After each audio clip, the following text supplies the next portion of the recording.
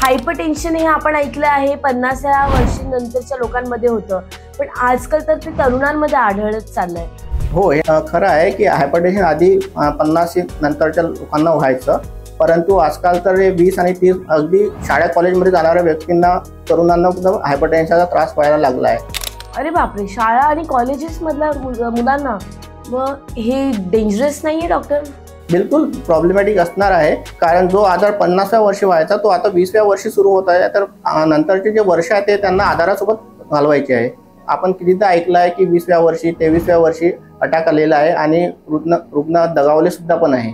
तर मोबाईल हा सगळ्यात मोठा प्रॉब्लेम झालेला आहे, कारण मोबाईल चालू असताना आपण जो एकाच जागेवर बसून एकाच ठिकाणी बसून जे काम करतो त्याच्यामुळे काय आपली हालचाल होत नाही आणि व्यायामही होत नाही। सोबत मोबाईलमध्ये जो आपण स्क्रोलिंग करत राहतो त्यामध्ये आपला जो ब्रेन आहे, जो मेंदू आहे, सतत कार्य करत राहतो, त्याच्यामुळे त्यातून येणारे जे व्हायब्रेशन आहे, जे वाइब्स आहे ते आपल्या डोक्यावर परिणाम करतात आणि आपले विचार सुद्धा त्यानुसार चेंज होत राहतात।